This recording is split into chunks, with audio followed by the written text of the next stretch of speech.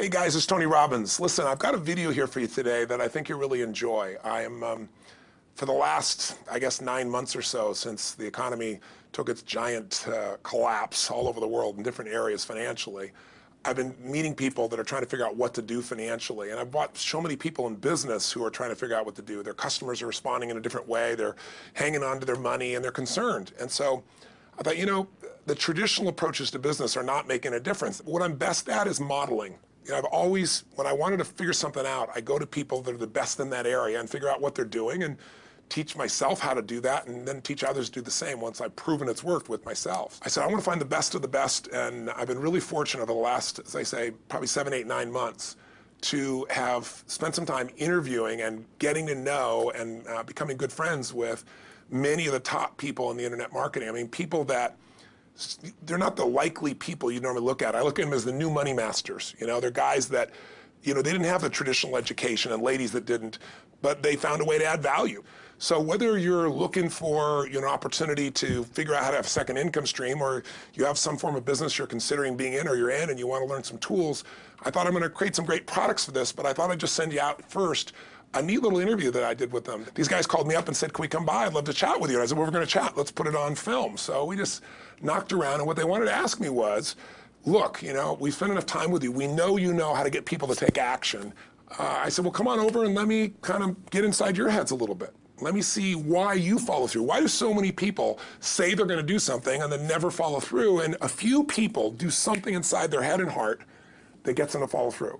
So I just thought you might enjoy this conversation we've had. It's with Frank Kern and John Reese, two of the best in this industry. And I think you'll find it interesting. Maybe you'll be triggered a little bit to think about what will get you to follow through too. So this is my little gift to you. I hope you enjoy. We got the dialing. Frank. Tony, what's up? Good thing, man. How about you? I'm good. Listen, we've got a serious issue that I think is affecting our market, and we need your help. We actually don't know if we can solve this problem, but we think that you can.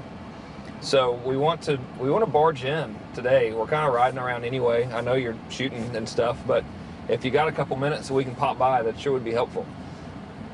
Okay, well, I'm honored if you help me. Come on over. I look forward to seeing you. Okay. See you, man. All right, man. Bye. Look forward to seeing you, John. Bye-bye. Yep, Bye. see ya.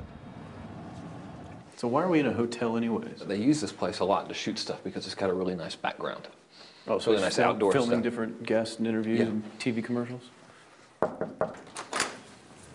Hey, man. How's it going? Come on in. All right. Thank you. Hey, Hey, Tony. guy. What's up? How you doing, man? What's all this?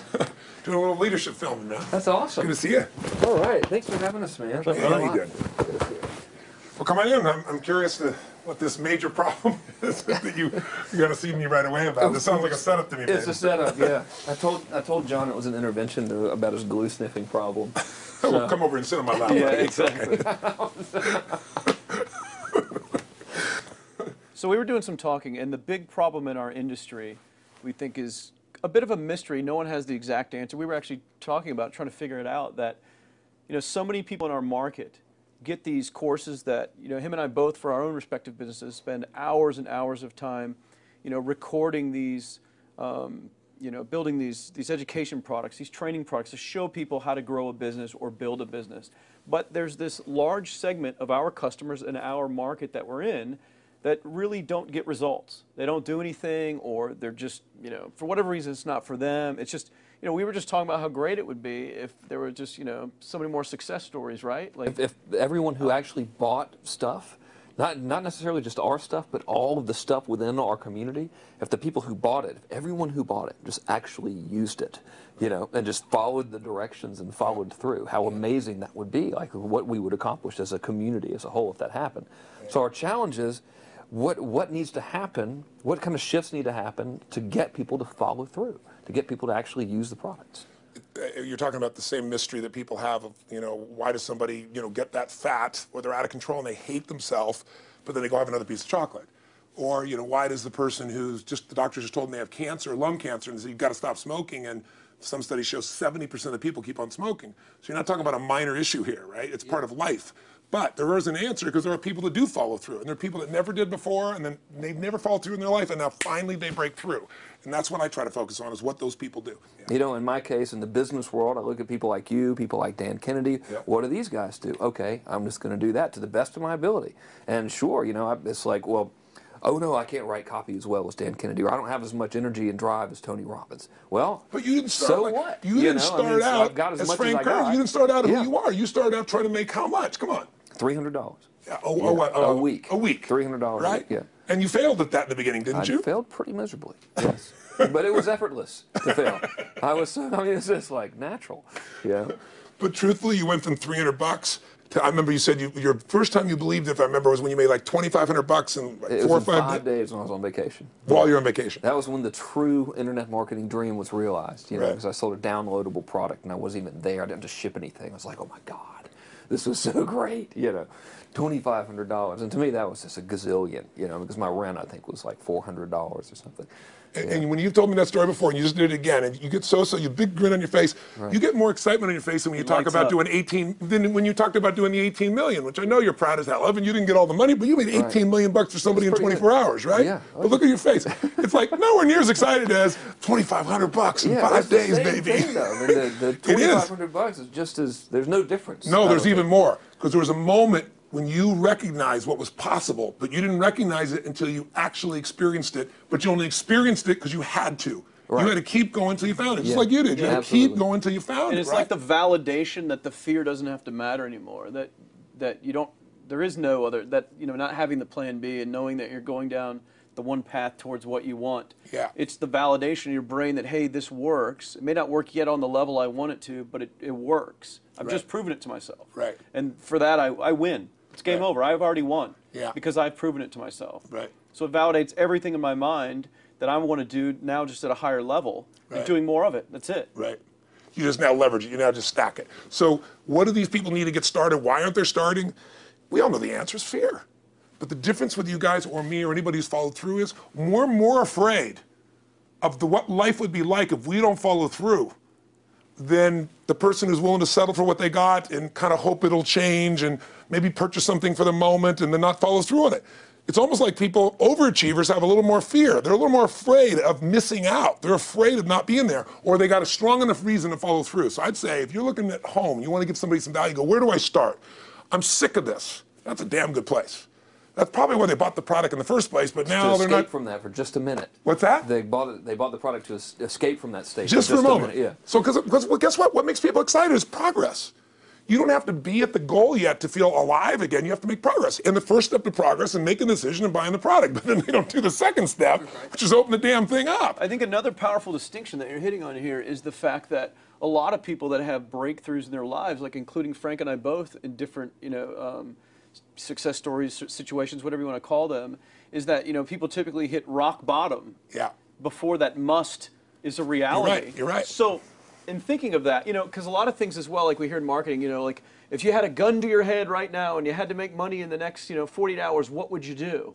And that really resonates with people. But so I just wanted to bring this into the conversation because I think a big part of the market of all these people aren't people that have their backs completely against the wall yet. That's right. Okay, so they're not in a must situation yet. They're in a desire situation where they're okay in their lives. They do have big dreams and ambitions. They do want greater things, but it's not pushing them yet to the point where they will do what it takes To master have the something. must. So what do you think? How do people go from not having their backs against the wall when they have no choice to say, I'm totally sick of this, Right. to conditioning their minds to go from their situation where they are, which may be okay, Yeah. to getting something greater? Well, think about this. What pisses you off and what excites you is all relative. $300 a week, no, $2,500 excites him more, that memory to this day, than even the $1 million, he did in his first 24-hour version, right? Or you breaking the 4 minute mile, $1 million. That must have been out of your mind. Tell me about that for a second. What did that feel like? You make $1 million in 24 hours. Nobody in history of the internet's done it. Euphoria. Yeah. It was unbelievable. What was your? It wasn't even about the money. That's exactly Weird. right. That's exactly It wasn't right. really about the money. No, it wasn't. I wasn't thinking like, oh, that's how many cars I can buy. Or, No. It just wasn't. It was just breaking through like another barrier of progress. So at that point, it wasn't about your back to your wall. At that point, what it was really It was about. a further point for my fear, is what it really was. Further point for your fear, and for some people, and I think in some cases, it's also a recognition of who I am and what I'm capable of. So for somebody whose life is already great, this is about, what if I could take on another skill that could create more freedom for my life? And just saying, I'm not having to go out and try and do it all perfectly right now. What I'm going to do for the next 8 weeks, I'm going to create a little ritual. I'm going to do one thing a day to condition my mind, right, so that I get strong, so I follow through. I'm going to read something. I'm going to listen to something. I'm going to immerse myself. I'm going to go for an intense jog, or I'm going to go lift weights, but I'm going to do it consciously to get in a state where I'm going to follow through. That's number one, because people follow through when they're in state. Second, I'm going to get clear about why this is a must for me. It's not because my back's against the wall, but because I want to master an area of life that could create some freedom. I'm not going to master it overnight, but I got the system, I got the plan. I'm going to do one thing a day. I'm going to work on one subject a week. This week's going to be about figuring out what the right product or industry is. Next week's going to be basics of building traffic. And each week I'm going to make a little progress, and I'm going to get to a goal, whatever that is. I'm going to make $1,000, my $300 in a week. I'm going to get to my $2,500. That first $2,500 is the most excited. Unbelievable. The first $300. I remember It's the most life-changing, too. It is the most life-changing. I remember I was supposed to be a truck driver, making $24,000 a year, because I'd be making the most anybody in my family had ever made. How'd that work out for you? Yeah, real well. Thank God I'm not driving a truck, right? I think you could pull the truck. I figured out I could pull it with my hold finger, man. I could do it with my teeth. I could pull it with my teeth, right? 36 grand a year was the goal. If I could make 3 grand in a month. When I did that, was out of my mind. And then it was like, could I make 10 grand a month? Then it was 10 grand in a day, then 100 grand a day. Then could I make $1 million in a day? I had a day where I made $400 million in a day. The stock value of the company I took public, my personal stock. But it was probably after I did it, though, so it doesn't really count.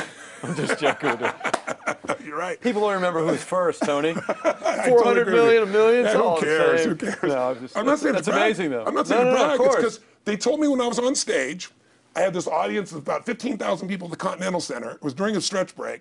I was doing what I loved, rocking the house. Everybody's going crazy. And they go, the stock's worth $400 million right now. I was like, wow, that's cool. It's like, okay, I don't want to sound stupid. It's like, what's next? And I went right back to what I loved. Once you break through, then it just becomes a game. The people that are getting your products have not yet broken through in most cases. The breakthrough happens by conditioning your mind every day, by feeding it a role model or story. It's putting yourself in a peak state where you follow through by getting physically strong. It's creating a little ritual of doing a little bit each day, and then you get momentum. But the most important thing of all is what we started out with. Why? Absolutely. Why is it a must for you? It doesn't have to be you're against the wall, but it has to be something you're hungry for, because the only difference in people is hunger. And if you're not hungry, get around people that are hungry and something will hit you. You watch a conversation, you get around people that are doing better, and all of a sudden you start going, my life sucks. I remember I went to a guy in LA. He's one of the most multi-billionaire guy, I'll never forget. And I lived in the Del Mar Castle, and I was really proud. That was like the symbol of me having taken myself from being poor to providing for my family this great place. It's built from castles in Europe overlooking the ocean, not far from you. And I went to this guy's house. He's a billionaire. He took me down to his wine cellar. I don't even drink wine. Went through this whole thing. At the end of the night, I was depressed. I lived in the Del Mar tenement, as far as I was concerned. I really was. I was like, I live in a crappy place, and all my standards changed. All of a sudden, I wasn't willing to settle for living that. All of a sudden, my back was to the wall in a different way, because as a man, I knew I was capable of more. So people can change their standard by getting around where it's better. People can change their standard by getting associated what's true, like the bills they got to solve, the problems they got to do it. Or they can do it because they're excited, because it's something new they want to take on. Everyone's different, but they got to find the why, and they got to come up with some daily rituals to get them going, and just do a step at a time. That's where you get momentum. Awesome. That is awesome. So, think about what's the holy grail between somebody taking action or not. It's one word: certainty. When somebody is absolutely certain, the common word is believe, right? But you can believe at a general level, or you can believe with certain. When you're absolutely certain that if I do this, it's going to get that result, and that result's going to change my life, you'll do it. When you think it absolutely is not going to work, you're never going to do it. The middle no man's land of maybe it'll work, maybe it won't, that's the piece that kills people, right? So if it's a must for you, you got to make it work, right? In our case, right? That's an example. If it's not a must for you and you're not sure, you don't know what to do. So years ago, I'd look around and say, okay, how do people get themselves to follow through that haven't been following through? What's the difference? And I started interviewing hundreds of people, literally, and eventually thousands, because I had thousands of my events. So I'd ask the group to give me their feedback. And I came up with this model. It's like the holy grail of belief, or the holy grail of momentum. It's like the difference between what makes the rich get richer and the poor get poorer, right? And the difference we all know is mindset, but like, how's that built? So this is what I did. I created stupid little 4 little boxes, and I'll scribble it here for you. You think about the first thing that determines whether you can do something or not, and I put that in this first box at the top here on the left side, and it's potential. Like, what's the potential of a human being?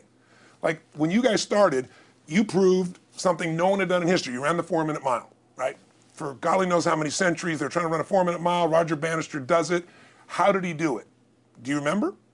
You did it in this industry, right? You made $1 million in a day. No one had ever done that in history, right? After you did it, a bunch of other guys are doing it because it became possible. Roger Bannister didn't just go physically practice. He made a shift in his head. He practiced in his head because he could never achieve it physically, so he had to change in his head first so that the result became certain enough he believed it, and then his body got him through. After Roger Bannister ran that 4-minute mile, within 2 years, 37 people ran a 4-minute mile. Wow. When no one in history had ever done it. Now here's how it works. The potential for anybody getting your product is extraordinary. They could do what you've done as much, more or less. They can do whatever they want to do. The potential's there. The market's proven that. Whether or not they tap into that potential has a lot to do with what action they take, which is the question you came to me with, right? Like, you know, God, they all have potential, but they're not taking action. And we all know that the action they take is going to determine the results they get. That's pretty obvious. So most people have a belief about what their real potential is no matter what you tell them. And that affects how much action they take. And of course that affects the result. And then ironically, that result reinforces their belief. And then that belief affects it. So I'll give you an example. Let's say a person has unlimited potential, we all agree. But they take little action, little results. Why? Because they have to start with a problem with their belief. They don't believe it's really going to happen for me. Maybe for Frank Kearns because he's got the cool hair and stuff, or maybe it's for you because you're so driven, but it's not me. Maybe Tony Robbins because he's a freak, got these big teeth. Whatever their thought process is, right? They got this thing, right? But what happens is, if you believe that there's very little potential, how much action are you going to take?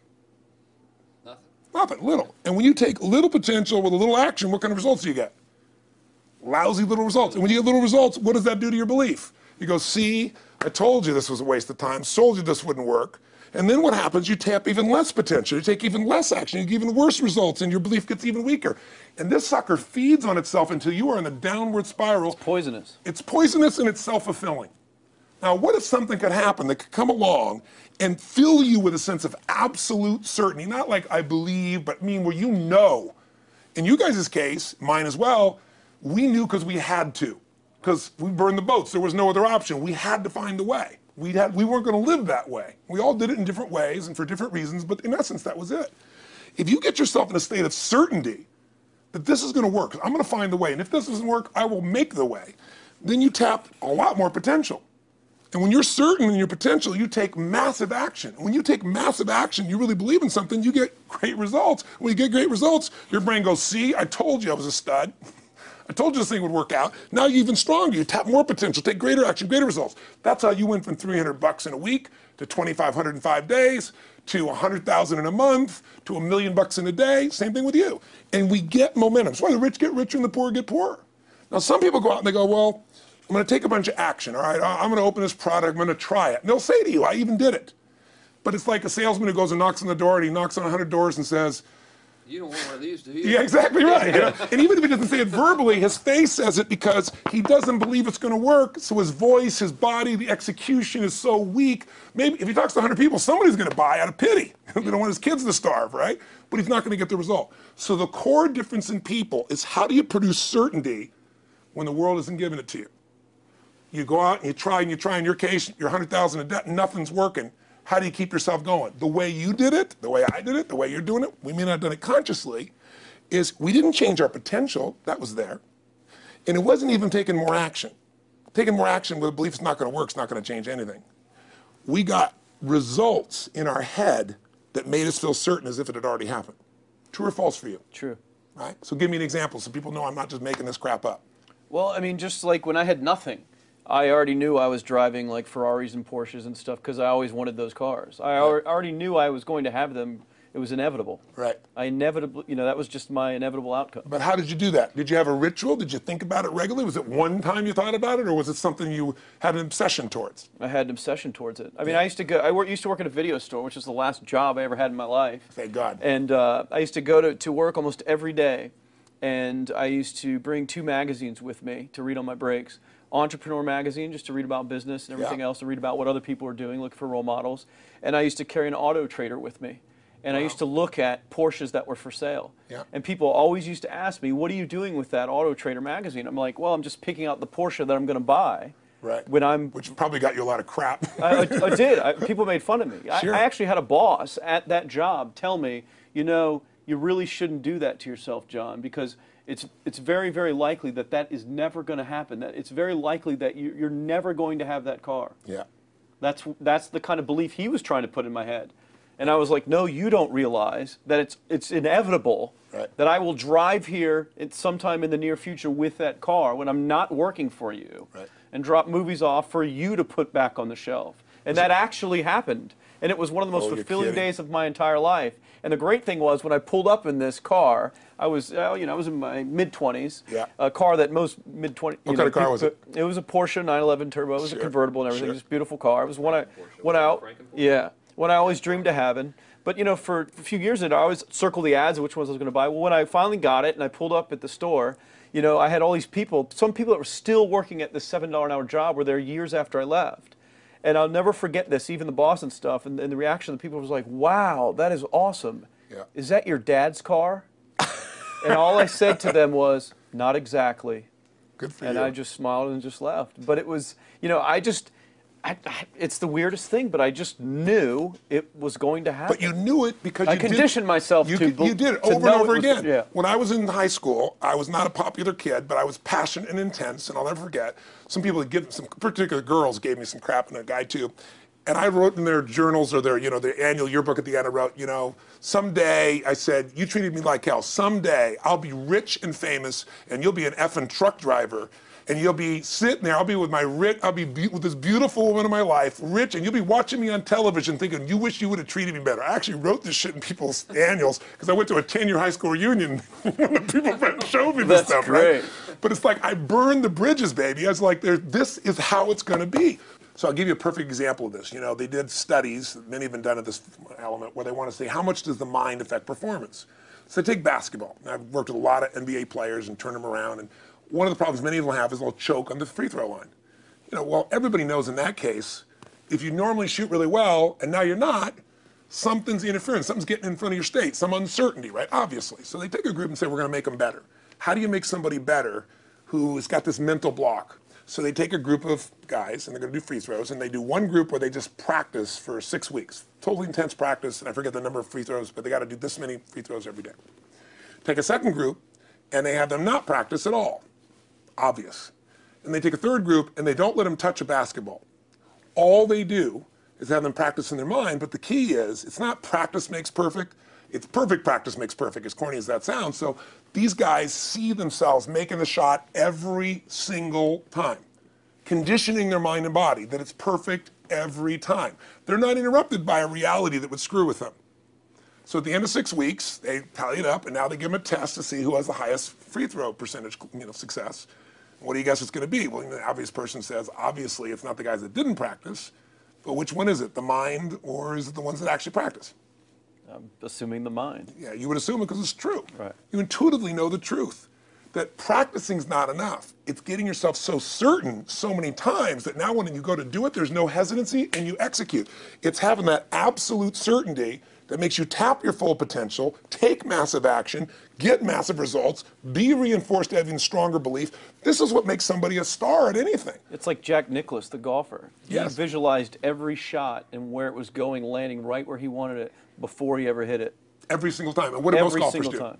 They just take a practice swing and they kind of hope for the best and point in the right direction and hit it. And some of them, if they've had some bad hits, what are they really focusing on?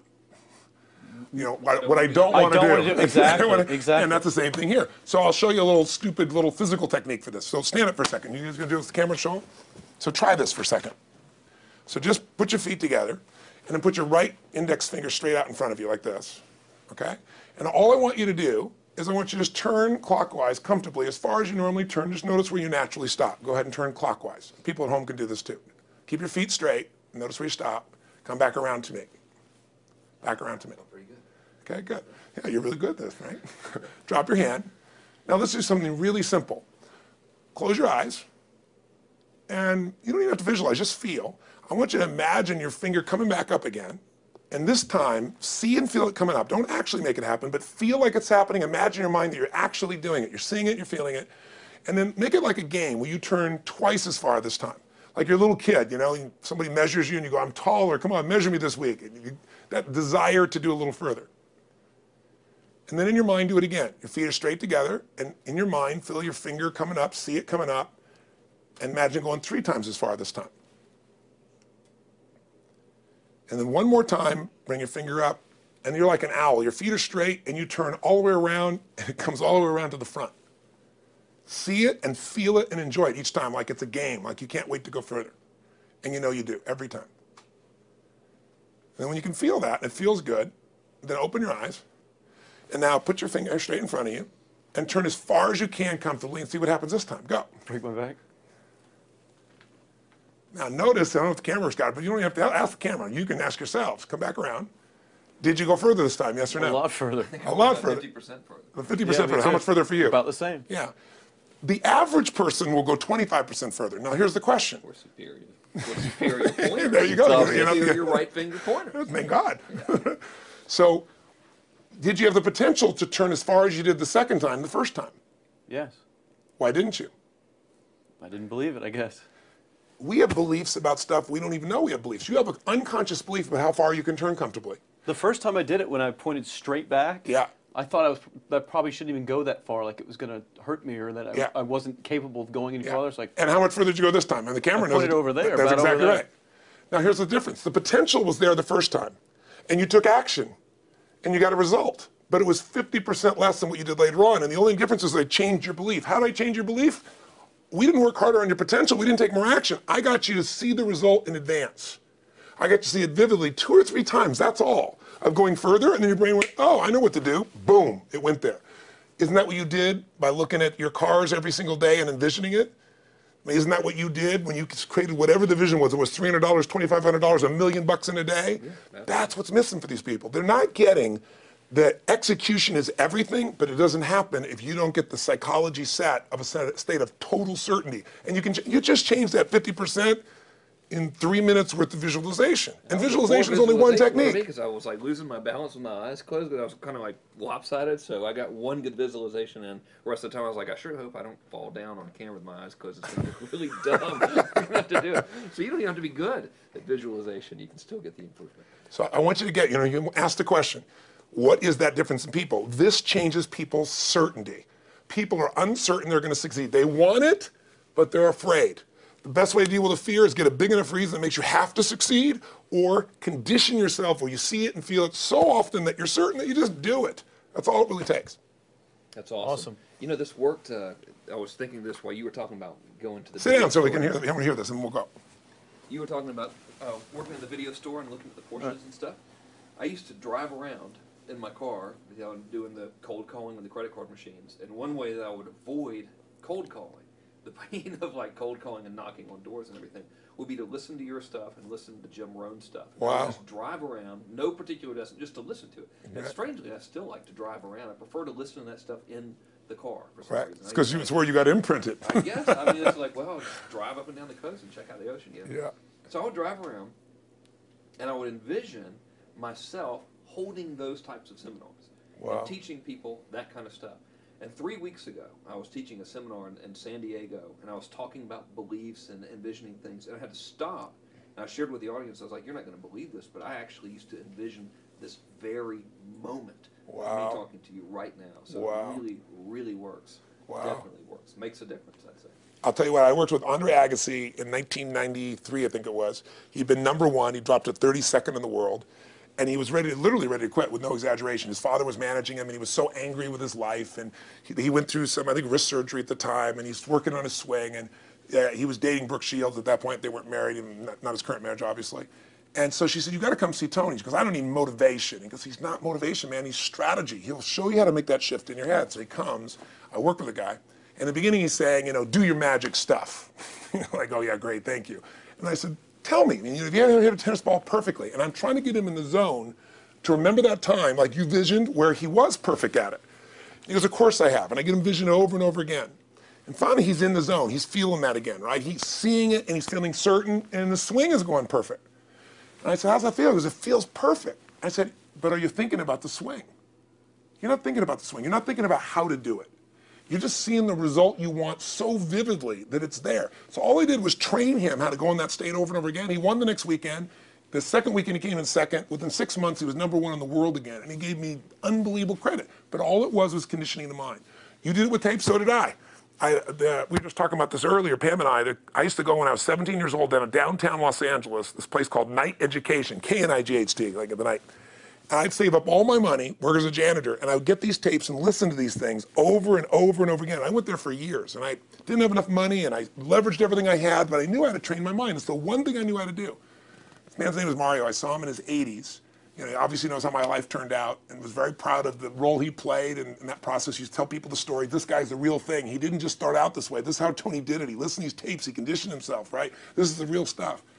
He passed away a few years ago. I'm calling his house, and he passed away, and his daughter was there, and she wanted to share with me that how I touched his life and so forth. But the best thing was, I thought, you know what? I want to get those tapes. I want to get that stuff that conditioned. You know, I want to go back to that moment like you did of, you know, that moment was visualizing, now I'm living it. And she said, he left all this in his will to you. So I have all these tapes now that are from the time when I originally went through, and like I'd go to sleep and I had these sleep tapes that conditioned my mind to believe that I could succeed even when I was sleeping, or to build energy in my body. And anybody who wants to succeed has got to know it doesn't just happen. You can buy a product, but you also, with that product, have got to condition yourself. You got to make it a must, and you got to get a ritual. And if you do it, whatever you used to dream about you thought was so huge, you'll just live it. You'll live it like you lived this yesterday, like we're all living the life that we envision. Because we had to, and because we played this game with our head. We got the belief to be real by seeing it enough times and feel it enough times till our brain believed it, and then it made it happen. Which raised the potential, which made us take more action, which got us better results, which raised our beliefs again. That's right. And then that's why the rich get richer and the poor get poorer. So instead of bitching about it, change it. And this is how you change It's like it. a self-fulfilling prophecy. Completely. It's pretty easy to change. Just that one simple exercise was amazing. I'm still like, holy crap, you know, I wonder what else I can do now. But look what most people do. Most people do the opposite of that, right? They get the product, or they think about doing it, and what do they envision? It's not working. That's Yeah, right. the excuses. That So they vision it not working. As soon as they envision it not working, they feel uncertain. As soon as they feel uncertain, how much potential they tap? Little, if anything. And so they send back your product, and they listen to the damn thing, you know? And guess what? What does that do, by the way? They make that as another lousy result in their life. I didn't even follow through on that, and they believe even less. This process is the holy grail. It's where the whole game changes, and anybody can do it, and they can do it in a few minutes. And if they do it a few minutes each day, then they get a different life. They do it a few minutes one time, their life changes for the day. We're defined by our rituals. Everybody's got rituals, certain things they do every day. And what we three have in common, and anybody that I know of who has a life that they're living that was once a vision, is we saw it again and again and again, even when it didn't work, even when you lost 100 grand, even when I'm working as a janitor, there's something we would not give up on. And if somebody watching wants to change their life, they got to decide what they won't give up on, and then put themselves in the state of momentum by a couple little rituals. That's all it takes. And I think especially when it comes to anything related to making money, like making money products or promises or courses, people are so inundated with scams and all this garbage, true garbage, that, you know, their natural thinking is that they're so skeptical. It's like they fall into the conditioning of, well, if anything's ever going to work, that thing has to prove it to me before I believe anything. So when they go to approach the thing to make more money with, they're like, well, I'm starting at zero, and this thing has to prove to me that it has any potential at all before I believe that it will. Don't you agree with that's the case? Unfortunately, I agree it's the case, but here's the truth. When somebody says to me, in my business, even more, because a lot of people think I'm a motivator. I hate that term. That's never been what I've done. I do believe in energy, and I'm passionate. You know, they see 10,000 people in a room rocking, they go, oh, he's motivating them. I believe in peak state. You get a top athlete, you get in a concert, and you get in state, right? The problem is, to defend themselves so they won't be disappointed again, they lower their expectations. So someone will say to me, well, I'm skeptical or I'm pessimistic. And my response to them is, no, man, you're gutless. It takes no guts to be skeptical. You don't have to have any capacity to be a critic. And now with the web, you don't even have to own that you're the one being the critic. You can burn somebody and, you know, anonymously, right? I said, you know what? It takes guts to believe. And if you think something's going to do it for you without you putting your guts on the line, you might as well forget it right now. So this idea that I'm skeptical or they got to prove it to me, it's the biggest lie. What that really is your fear talking. You're so scared of failing, you don't even want to get your hopes up. And if you don't get your hopes up, you might say, well, what if they get their hopes up and somebody gets disappointed? How many disappointments have we experienced in our business careers and in our lives? The difference is some people take disappointment and let it destroy them. Other people take disappointment and let it drive them. And you get to choose. Are you going to turn this thing into why it didn't work and a bunch of stories and excuses, or are you going to take this thing that didn't work and figure out what are you going to do to make it work? And it may not happen the first time, the second time, the third time, but the people that are relentless find the way. And it's the common denominator in all these guys that are kind of our friends or family, money masters, the new money masters is they all did it with will. Nobody here inherited this stuff. Everybody figured it out. And keep figuring it out. And it's going to keep changing. And you say, you know what, 1% of 99% of the money being made is being made by 1% of the people, because only 1% of the people will condition their mind and condition their body and follow through some daily rituals. The rest will tell a story about why it didn't work, how it wasn't their fault. And you got two things in life. You got results or you got a story, And too many people think that that 1% is somehow entitled to it, and they're not. Which is, it's just all in the head. It's all in the head. Belief. It's all in the head, which can be changed with some conditioning. Basic conditioning. You just proved it to us. That's fun. That's why I made Get the Edge and Personal Powers, because I understood that from the very beginning. Originally it was 30 days, and years later people would say, I've heard all the great results and everything else, man, but I don't have 30 days. And I'd be behind the glass, focus group, watching these people want to shake them like, you don't have 30 days to change your life, I thought, okay, I'll make it 7 days. Just one, because after 7 days, you get momentum. I mean, think about it. When do people's lives change? In a moment. It doesn't change in 10 years. Your life may have sucked for 10 years, but there's one moment when your whole life changes, the moment you decided. When you said, no more, and I'm doing it, and you kicked yourself in the ass, and you made yourself go do something, right? When you finally said, enough, no more, I quit, or let's begin, or I love you, there's a moment when somebody's life changes. And that can be gotten in a couple of days. So people watching don't have to wait until they've mastered everything. They got to get started and do what's next, and just put themselves in a state where they start making some progress. Well, there it is. I think that's the answer that can help solve that problem with a lot of people. They'll just pay attention to it and do it.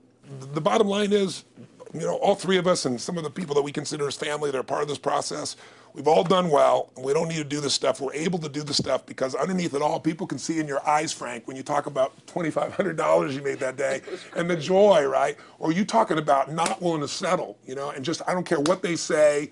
They tell me I'm going to sit here and I should lower my expectations. I'm going to be driving my car in here and they're going to be delivering a video to me.